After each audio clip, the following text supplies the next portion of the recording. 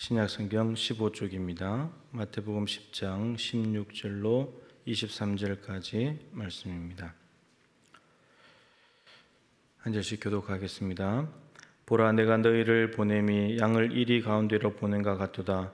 그러므로 너희는 뱀같이 지혜롭고 비둘기같이 순결하라.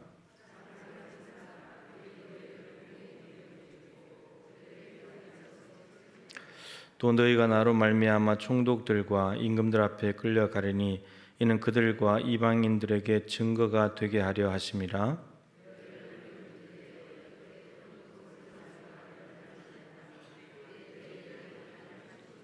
말하는 이는 너희가 아니라 너희 속에서 말씀하시는 이 곧 너희 아버지의 성령이시니라.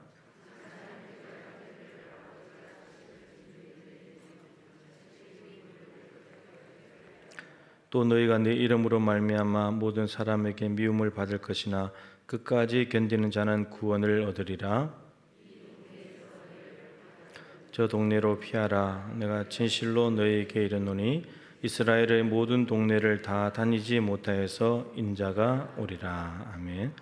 최창호 목사님, 지혜로운 성도의 삶이라는 제목으로 말씀 전하겠습니다.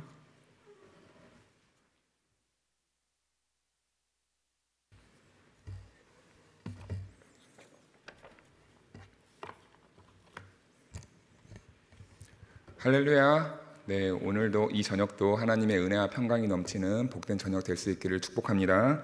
네, 이제 예수님께서는 제자들을 이제 세상으로 파송 보내시죠. 그런데 예수님께서는 그 세상이 이제 너희들에게 어떻게 대할 것이다 라면서 그럴 때 이제 성도로서 이렇게 해야 된다라는 것을 말씀해 주시는 것이 오늘 본문의 말씀입니다.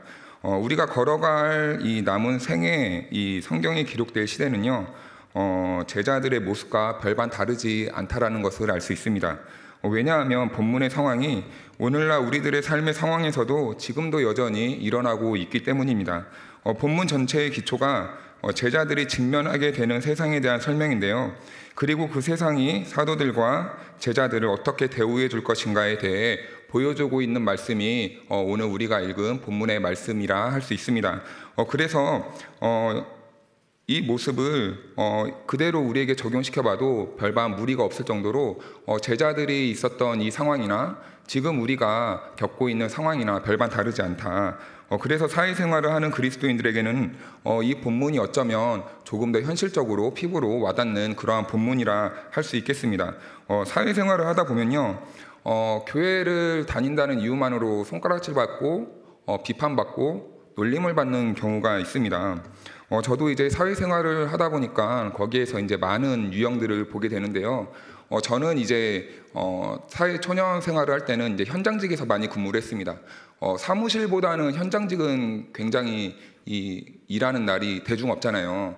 주말이 보장받을 수 없고 그리고 평일도 어떻게 될지 모르는 게 사실은 현장 근무인데 그 안에서 근데 참 많은 이 신앙의 이 사람들의 모습을 봤는데 항상 고민하고 어떻게 할까라는 그런 고민을 이렇게 많이 가진 사람들을 많이 보게 됩니다.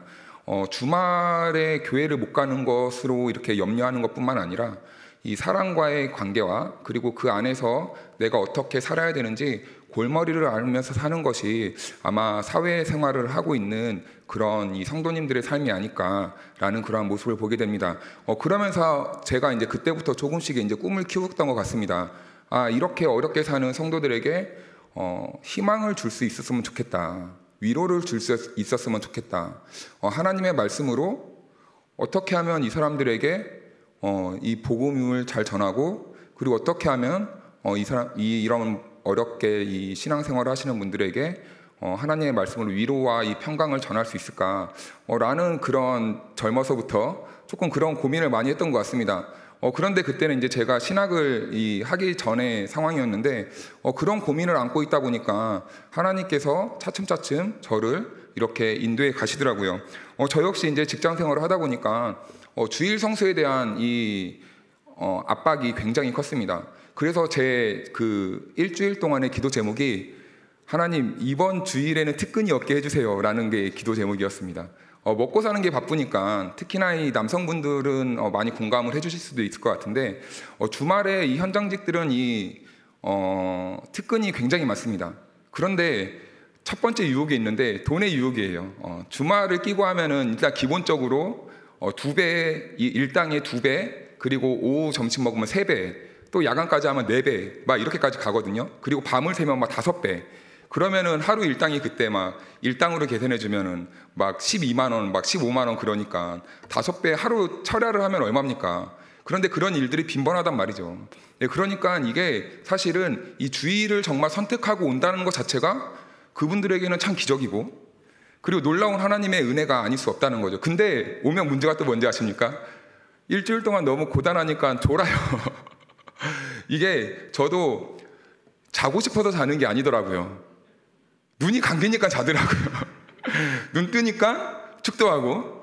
어떤 목사님이, 그래서 이중직을 하는 목사님이 이런 고백을 하더라고요. 본인이 이중직을 하기 전에는 성도들에게 왜 교회 안 나오냐, 교회 와서 왜 자냐, 이렇게 이 구박을 하고 맨날 이 정죄하고 그랬답니다.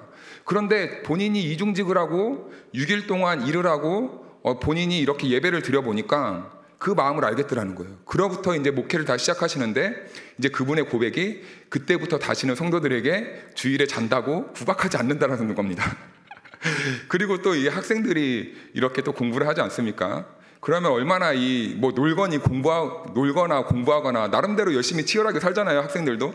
그런데 한 목사님이 또 이 주말에 이 교회에 나와서 자는 애들을 보고 오죽하면 잘까, 또 이렇게 이해를 해주더랍니다. 네. 그러면서 저도 이제 저의 모습을, 그때의 모습을 한번 회상해 보았습니다. 하나님이 정말 그런 나의 일단 의도적으로 자지 않고 정말 간절해서 나온 그 마음을 정죄하실까? 제가 아는 하나님은 안 그런 것 같습니다.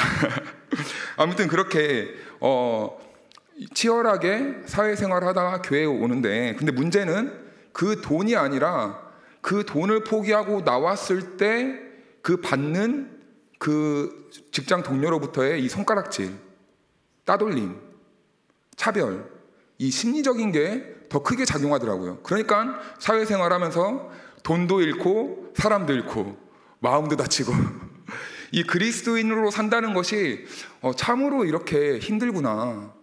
그래서 저는 신학을 한 게 참 복이다 라고 말씀드리고 싶습니다. 그래서 저는 이 청년들하고도 이렇게 얘기를 할 때 난 참 복 받은 것 같다 이렇게 말을 합니다. 뭐 하는 게 없으니까요. 그래서 지난 주일에 청년들하고도 얘기하면서 나는 너네들 얼마나 힘들겠니? 근데 나는 이 세상에 노출돼 봤자 이 미디어 몇 개 보는 게 전부다. 그래, 너무 힘들어서 다른 거를 좀 하고 싶을 때 정말 내가 탈선하는 것 중에 하나가 뭘까? 이렇게 물어봤더니 애들이 막 기대를 하는 거예요. 그랬더니 내가 일주일 만에 하나 딱 보는 게 있다. 웹툰 하나 본다. 그랬더니 애들이 뭐 저래? 막 그렇게 저를 막 삐딱하게 보고. 아무튼 이 세상에 산다는 것, 요즘 젊은이들만 봐도 너무 많이 이 세상의 문화와 그리고 세상의 이 세계관과 너무나 이 기독교와 다름 때문에 참 고민하고 이 힘들어하는 모습을 보면서, 이 신앙으로 힘들어하는 모습을 보면서 참 이게 보통이 아니다. 나는 빠져나왔지만 저 친구들을 어떻게 하나님께 인도할까, 항상 이렇게 고민을 하게 됩니다. 요즘 우리 교회는요, 가만히 있어도 세상에 이 조롱거리가 되고 비난거리가 되고 있습니다. 아마 교회의 성도들은 각자의 자리에서 매우 외롭고 힘든 신앙생활을 하고 있을 것이라 생각이 됩니다. 때문에 교회 다니는 것이 힘들고 부담스러워서 예배 출석을 하기 힘든 성도들도 아마 있을 거예요. 그런데 이러한 상황들이 예수님 시대 그리고 오늘뿐만 아니라 어쩌면 앞으로도 우리의 이 신앙생활 가운데 계속 있을 텐데, 우리는 이 계속 지속되는 이 세상의 도전 앞에 우리는 어떻게 행동해야 될 것인가 라는 이 예수님의 답이 오늘 이 본문 안에 담겨 있는 것이죠. 우리 먼저 17절 말씀을 같이 한번 다시 읽어보겠습니다. 시작.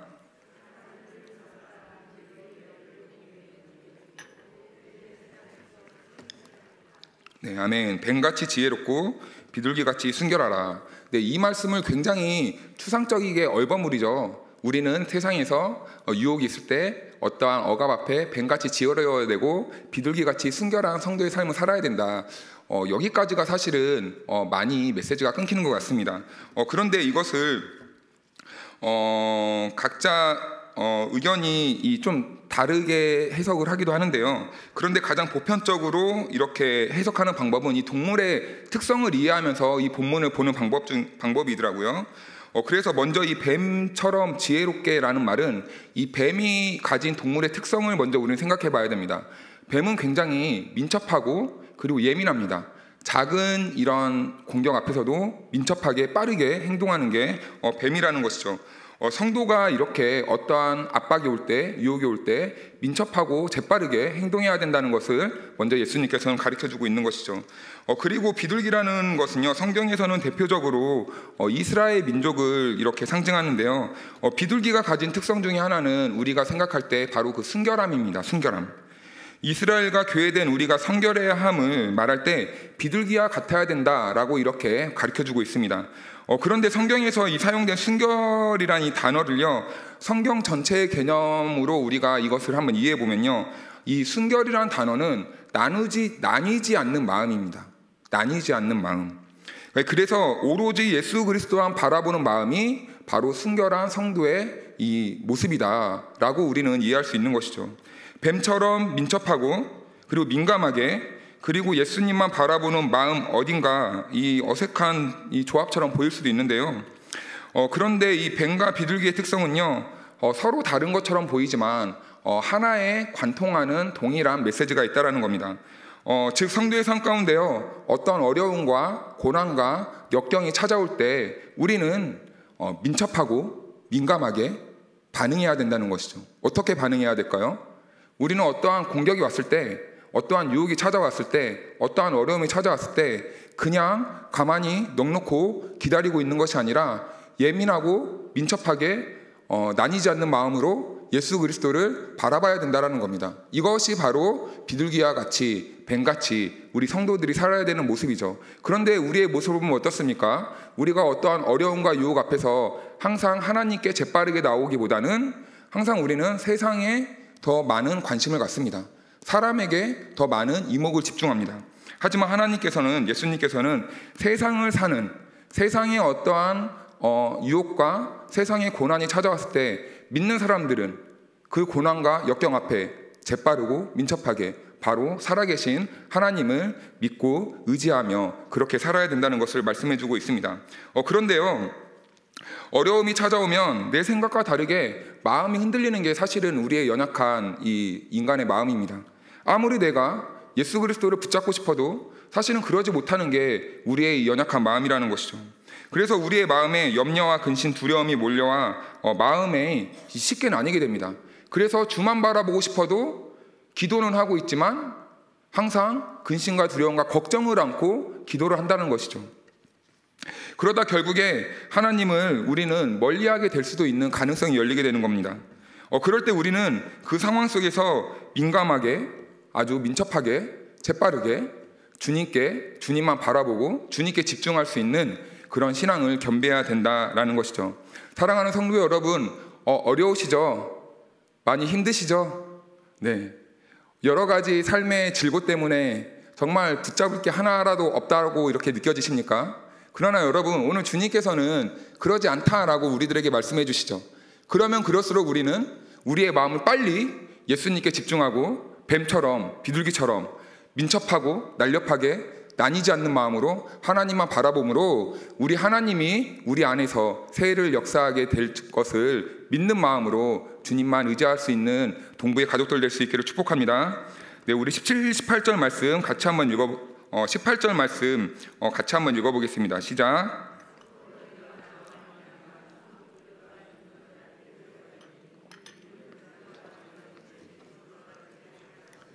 아멘. 네.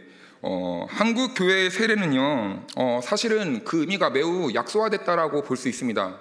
원래 세례가 받는 세례의 의미는 내가 죽고 그리스도와 함께 살아나는 것을 의미하잖아요. 그런데 어느 순간부터 이 세례라는 이 의식이 특히 한국 교회 안에서 그냥 성도의 하나의 일원으로서 받아들이는 그러한 좀 약소된 모습으로 많이 이해되고 있는 것 같습니다. 그런데 이 회교권에서 이 선교하는 이 선교사님들의 이 이야기를 들어보면요, 사실은 이 세례라는 의미가 굉장히 우리가 느끼는 거랑 차원이 다른 그런 의미로 다가온다고 합니다. 어떤 목사님의 이 책 중에서 보았는데 이제 이 이슬람권에서 어떠한 한 소녀를 10대 한 초중반 되는 한 소녀를 전도를 했다고 합니다. 그래서 잘 가리켜서 이제 세례를 주려고 하는데 이제 세례 받는 날 그 소녀를 데리고 이제 이제 문답을 하고 이제 물에 담그려고 하는데 그 아이 목이 뻣뻣해지더래요. 몸을 막 바들바들 떨더래요. 그래서 이 목사님이 그 아이의 마음이 공감이 가더랍니다. 왜냐하면 거기서 이슬람권에서 그리스도인으로 개종하고 세례를 받는다는 것은 그것이 발각됐을 때는 이제 자기 생명을 내놓아야 되는 그런 상황이기 때문에 그 아이의 마음이 공감이 되더래요. 그래서 그 목사님이 괜찮아, 안 받아도 돼, 그러다는 이제 그렇게 말했답니다. 그러니까 그 소녀가 이제 아니라고 받겠다고. 그래서 한 10분, 20분 있다가 그 목사님과 조금 있다 받자, 10분, 20분 있다 받자. 그러더니 안심을 이제 마음을 추스리고 그 소녀가 정말 그 10대 소녀가 마음을 부여잡고 이제 세례 받겠습니다 하고 세례를 받더랍니다. 얼마나 이게 여러분 대단한 이 신앙 고백이고 얼마나 이게 대단한 믿음의 용기입니까? 그 소녀가 결단한 것은요, 이제 나는 죽어도 괜찮다라는 이러한 신앙 고백이 담겨 있는 것이죠. 자기의 생명을 그리스도께 완전히 맡기겠다는 그런 살아있는 신앙 고백을 이 소녀는 그 세례를 통해 하나님께 올려드리게 된 것입니다. 그리스도인들을 향한 이 생명의 위협은요, 세계 곳곳에서 많이 나타나고 있죠. 그런데 우리나라에서는 이 생명의 위협까지는 아니지만 기독교인이 되었다는 이유만으로 미움과 다툼과 그리고 조롱과 멸시를 당하는 일은 여전히 일어나고 있습니다. 그래서 요즘 학생들이 어디 가서 나는 그리스도인이다 라고 이렇게 말을 못 하잖아요. 캠퍼스만 가도 나는 하나님을 믿는데 그것을 이렇게 물어봐도 별로 이렇게 대답을 하지 않는데요. 이런 상황에서 그리스도인들은 어떻게 해야 되는가? 이 세상의 압박과 이 조롱 앞에 우리 그리스도인은 어떻게 해야 되는가? 우리 19절, 20절 우리 같이 한번 읽어보겠습니다. 시작. 너희를 넘겨줄 때에 어떻게 또는 무엇을 말할까 염려하지 말라. 그때에 너희에게 할 말을 주시리니 말하는 이는 너희가 아니라 너희 속에서 말씀하시는 이 곧 너희 아버지의 성령이시니라. 아멘.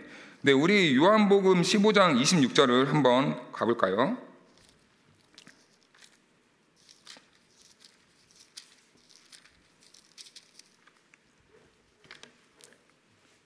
(15장 26절) 말씀 우리 같이 한번 읽어보겠습니다. 시작. 내가 아버지께로부터 너희에게 보낼 보혜사 곧 아버지께로부터 나오시는 진리의 성령이 오실 때에 그가 나를 증언하실 것이요. 아멘. 네, 요한복음 말씀에서는 너희 아버지께서 성령을 주신다라고 이렇게 말씀해주고 있습니다. 하나님께서 택한 성도들에게 성령을 보내주시는 이유는 무엇일까요? 먼저 이 성령을 통해 내 안에서 예수 그리스도가 하나님의 아들이심을 믿게 하게 하시는 분이 바로 내 의지와 내 깨달음이 아니라 성령이 주시는 마음과 생각이라는 것을 알게 하십니다. 그리고 우리의 무지와 눈을 열어서요, 그리스도의 진리를 보게 하시고 그리고 깨닫게 하시기 위해서 성령님을 보내주십니다. 그 깨달은 것을 그리고 우리에게 삶으로 도전할 수 있도록 이끌어 가시는 분이 성령이시고, 그 안에서 우리가 넘어지고 고민할 때 우리에게 새롭게 은혜를 주시고 일으켜 세워주시는 분도 바로 성령 하나님이시죠. 이것이 성령님의 역할이고, 나아가 우리의 입술의 고백을 통하여서 주가 그리스도라는 것을 우리가 담대하게 말하게 해주시는 분도 바로 이 성령님이 하시는 일이다라는 겁니다. 그래서 주님께서는요, 이 핍박 속에서도 성령님이 우리를 지켜주시고 보호해 주실 것이라는 것을 이 세상을 향해서 나가는 제자들에게 말씀해주고 있는 것이죠. 그리고 이 마태는 이 아버지의 성령이라고 기록하고 있습니다. 이 마태는 하나님이 아버지라는 것을 매우 우리들에게 강조하고 있는 책 중에 하나입니다. 왜냐하면 아버지가 우리와 함께 하시며 우리의 인생을 보살피신다는 것을 알려주기 위해서 마태는 하나님을 표현할 때 늘 아버지다라고 이렇게 친근한 표현을 사용해 주시는 것이죠. 그래서 이 고난과 이 핍박 앞에 있는 성도들에게, 어려움 속에 있는 성도들에게 아버지와 같은 하나님께서 우리와 함께 하시니 고민하지 말고 두려워하지 말고 떨지 말고 하나님을 믿고 의지해라, 이러한 메시지가 담겨 있는 겁니다. 그래서 우리가 수많은 세상의 염려 속에서도 걱정하지 않을 이유가 여러분 무엇입니까? 바로 하나님께서 우리의 아버지 되시기 때문에 그가 우리와 함께 하시고 그가 우리를 지키시고 보호하시며 그가 우리를 생명의 길로 여전히 인도해 가신다는 것을 우리는 알기 때문에 우리는 이 험악한 세상 속에서도 믿음을 유지하고 살 수 있는 것 아니겠습니까? 네, 어린 시절을 떠올려 보면요, 여러분, 저는 어머니와 참 많은 세월을 보냈습니다. 그런데 제가 어렸을 때 제가 가끔 말씀드리는데 제가 덩치가 굉장히 컸거든요. 유치원 때가 돼도 막 초등학생처럼 막 그렇게 컸어요. 그런데 이 두려운 길을 가거나 이 처음 가는 길을 가면 제가 굉장히 쫄보거든요. 그런데 두려워합니다. 어둠만 조금 이렇게 몰려와도 어떻게 할 줄 몰라요. 제가 불안해요. 그러면은 제가 어머니한테 업어달라고 해요. 업어달라고 하면 네, 편안해져요. 네, 편안해지는데 이제 어둠이 짙게 일잖아요. 그러면 눈에 보이는 게 이 어머니의 등이 아니라 어둠이 보이잖아요. 그러면 또 두려움이 몰려오는 거예요. 어머니 등이 엎여 있어도. 그럼 어머니한테 나 무서워. 그러면은 어머니가 입고 있던 이 옷을 이렇게 제 눈을 가려줍니다. 그러면은 제가 이제 어둠이 보이지 않고 엄마의 이 채취와 이 어머니의 이 따뜻한 그 등의 품만 느끼게 되는 것이죠. 그러면 또 다시 마음이 안정이 되고 이렇게 침착해지게 됩니다. 그래서 또 저는 이제 중학교 때부터 혼자 자취를 하다시피 살았거든요. 그러니까 누군가가 어머니의 이 채취가 굉장히 그리워요. 그래서 얼마나 혼자 있으면 고생인지 압니다. 그래서 이 대학 청년들이 자취한다고 하면은 말려요. 먼저 얼마나 힘든지 아냐. 또 근데 한대요. 그래, 고생 한번 해봐라. 네, 그렇게 혼자 있으면서 어머니가 해주시는 밥도 그리워하고 어머니가 다려주는 이 교복도 그립고, 제가 중학교 때부터 이렇게 교복을 다려 입었거든요. 그리고 오면 밥도 해 먹고 청소도 해야 되고, 어머니는 이제 토요일하고 주말만 오시니까요. 그런데 간혹 이제 어머니가 오면요, 그렇게 마음이 편해요. 걱정을 안 해도 돼요. 근심 걱정이 다 사라집니다. 먹을 것도 사라지고, 먹을 걱정도 사라지고, 입어야 될 옷 걱정도 사라지고, 청소도 안 해도 되고, 정리도 안 해도 되고, 네, 얼마나 좋은지 모릅니다. 그런데 우리 하나님이 그런 아버지시라면 여러분, 우리의 삶에 얼마나 평안과 이 행복과 이 기쁨이 넘치겠습니까? 그런데 사실적으로 우리 하나님 아버지는 이런 아버지라는 거죠. 그런데 때로는 우리가 아버지와 하나님을 잘못 오해하는 경우가 있어요. 뭐 매들고 이렇게 때리는 그런 하나님으로만 우리가 이해할 때가 있단 말입니다. 하지만 여러분, 우리 하나님은 사랑의 하나님이시고 우리 하나님은 아버지 되시는 하나님이시라는 걸 기억하시고, 늘 어렵고 힘들고 이 어려움이 닥칠 때면 두려워하지 마시고, 하나님을 혼내실 거라 두려워하지 마시고, 나 또 이렇게 있으면 하나님이 치실 건데 이런 생각부터 하지 마시고, 먼저 탕자를 따뜻한 품으로 맞아주셨던 그 하나님 아버지의 그 마음을 기억하시고 우리가 하나님께 나아가는 것이 가장 큰 축복이 된 줄로 믿습니다. 네, 그런데 현대인들은요, 보다 나은 삶을 살아가기 위해서요, 참 많은 대안을 가지고 살아간다는 게 참 안타깝습니다. 자기의 인생을 이렇게 이끌어가는데 하나님 아버지만 믿고 의지하는 삶이 아니라 내 삶을 이끌어가기 위해 플랜 A, 플랜 B, 플랜 C, 플랜 D, 뭐 계획이 끊이질 않아요. 이것이 여러분, 오늘날 현대인들이 참 이게 하나님을 의지하지 못하게 하는 그런 이 다급함과 조급함 아니겠습니까? 그런데 여러분 기억하시기 바랍니다. 우리의 대안은 누구밖에 없을까요? 하나님밖에 없으신 줄로 믿으시기 바랍니다. 아무리 우리가 많은 걸 계획해도 그 발걸음을 인도하시는 분은 누구십니까? 하나님 아버지시죠. 내가 아무리 좋은 계획과 이상적인 계획을, 왕국과 같은 나의 이 삶을 계획하고 설정하고 그렇게 이끌어가려고 해도 이끌어가시는 분은 하나님이신 줄 믿는다면 여러분, 우리가 조금 더 조급해할 필요는 없을 것 같습니다. 아버지가 나의 삶을 이끌어가시는데 조급할 필요가 있을까요? 두려워할 필요가 있을까요? 아버지만 바라볼 수 있는 우리 동부의 가족들 될 수 있기를 축복합니다. 네, 우리 21절, 22절 말씀을 같이 한번 읽어보겠습니다. 시작. 장차 형제가 형제를, 아버지가 자식을 죽는 데에 내주며 자식들이 부모를 대적하여 죽게 하리라. 또 너희가 내 이름으로 말미암아 모든 사람에게 미움을 받을 것이나 끝까지 견디는 자는 구원을 얻으리라. 아멘. 네, 여기에 보니까 끝까지 견딘다라는 이러한 말이 있습니다. 끝까지 견뎌야 된다. 그런데 때로는 이 말이 굉장히 우리에게 큰 부담으로 들려올 때가 있습니다. 네, 물론 견디는 거는 믿음의 좋은 이러한 이 태도 중에 하나이긴 하죠. 그런데 이것을 막연하게 생각하면요, 정말 힘들고 언제까지 인내해야 되는가, 우리의 삶이 너무 힘들고 버겁게 느껴지는 것이 사실은 인내해라 라는 이러한 말입니다. 그리고 신앙인의 삶이 오로지 참고 견디며 기다리는 것만이 우리의 신앙생활의 전부인가 라고 이렇게 생각할 수도 있겠죠. 그렇다면 이 견딘다의 이 참된 뜻이 무엇인지 우리는 정확하게 알 필요가 먼저 있을 것 같습니다. 견딤은요, 그냥 무조건 참는다기보다는요, 아픔을 억지로 참는 것이 아니라 성도라며 성실하게 해야 할 일과 가야 할 길을 가는 것입니다. 묵묵하게 환경을 따지지 않고 참고 인내하며 내가 가야 될 길을 걸어가는 것이죠. 내 환경이 나를 힘들게 해도 주만 믿고 가야 될 길만 가는 겁니다. 하지만 이것을 알아도요, 사실은 참 이것도 힘들더라고요. 내가 가야 될 길만 가야 된다는 것도 때로는 이것도 힘들 때가 있더라고요. 그럴 때마다 또 우리는 어떻게 해야 됩니까? 인첩하고 날렵하게 하나님께 의지해야 되겠죠. 네. 이 또한도 하나님께 우리는 맡길 수 있어야 되겠죠. 그렇다면 우리는 왜 성실하게, 왜 그 길을 가야 하는가?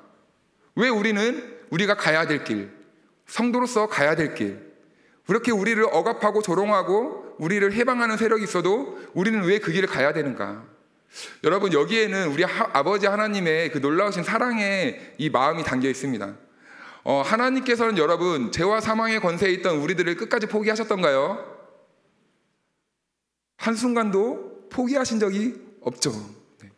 하나님은 우리가 말을 안 들어도 우리를 말을 듣게끔 끝까지 설득하고 지도하시고 가르치셔서 우리를 여기까지 포기하지 않고 하나님이 우리를 향한 그 끝없는 사랑을 공급해 주셨다는 겁니다.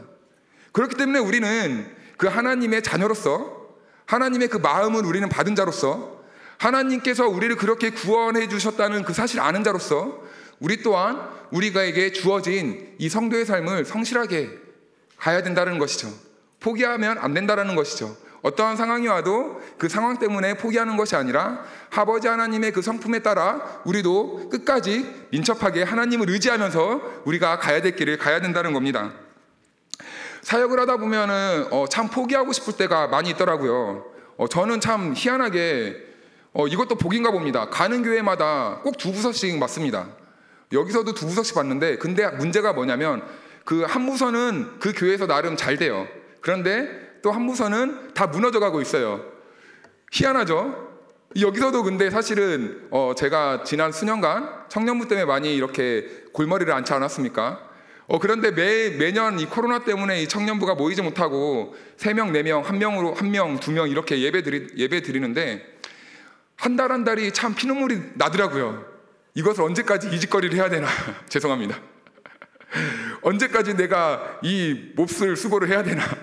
남들은 코로나 기간이라고 점심 먹고 다 퇴근하고 소예배실은 조용하고 적막하고 싸늘해지고 어둠이 컴컴한 그때를 홀로 앉아 있으면서 청년들 2명, 3명 이렇게 맞아들이면서 얼마나 그 외롭고 이 짙은 어둠을 지나면서 얼마나 하루하루 포기하고 싶었던지.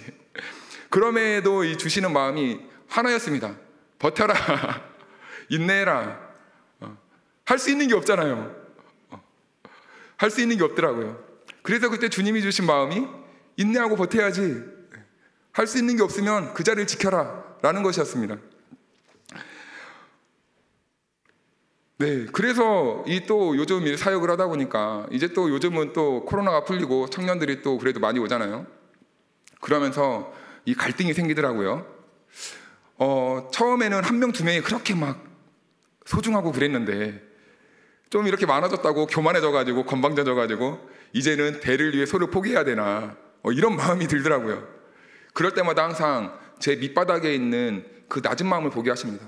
너 그러면 안 되지. 그러면 안 되지. 1명이라도 아껴야지 라는 그런 마음을 주시더라고요. 네. 그래서 여전히 저는 이 다수보다는 이 소수의 이 신음하고 있는 사람들 위해 소통이 안 되면 할 수 있는 게 뭐부터 해야 될까요? 기도해야죠. 기도하다 보니까 집사님과 이 부장님, 권사님들을 또 다른 분들을 통해서 또 이렇게 청년들과 접촉할 수 있는 또 길이 열리더라고요. 네, 그렇게 포기하면 안 된다. 주의 일을 가면서 포기하지 말아라. 끝까지 참고 견뎌라. 라고 우리 주님께서 말씀해 주십니다. 네, 우리 23절 말씀 같이 한번 읽어볼까요? 시작. 이 동네에서 너희를 박해하거든 저 동네로 피하라. 내가 진실로 너희에게 이르노니 이스라엘의 모든 동네를 다 다니지 못하여서 인자가 오리라. 아멘.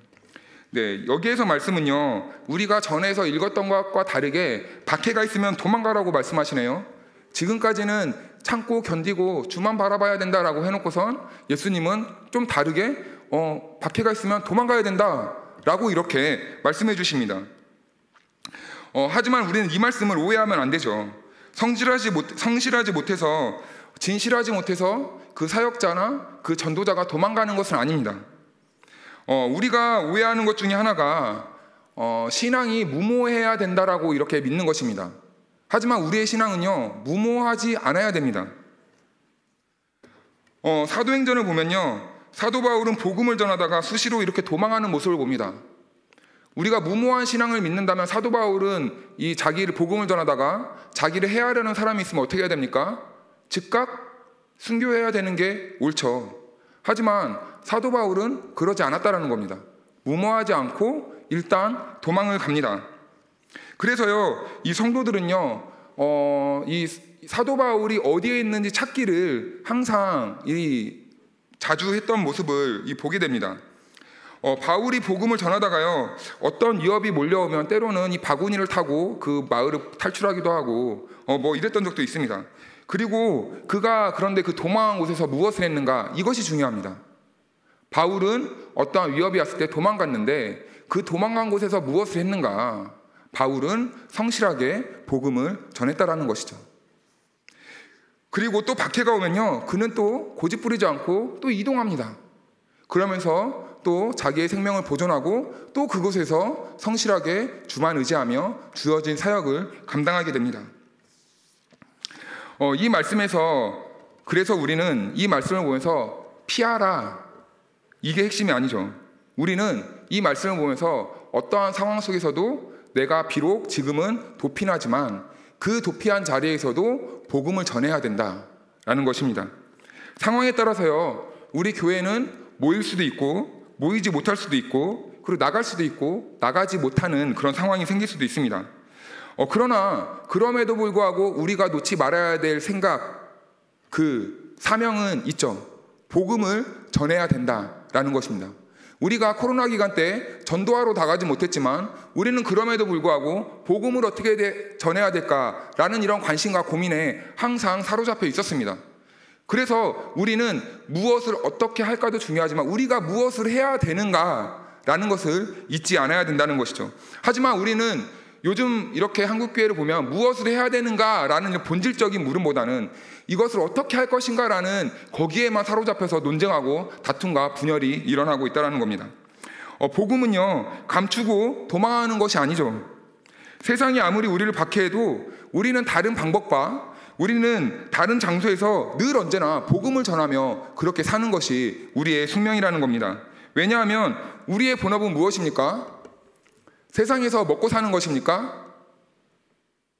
우리의 본업은 복음을 전하는 것인 줄로 믿습니다.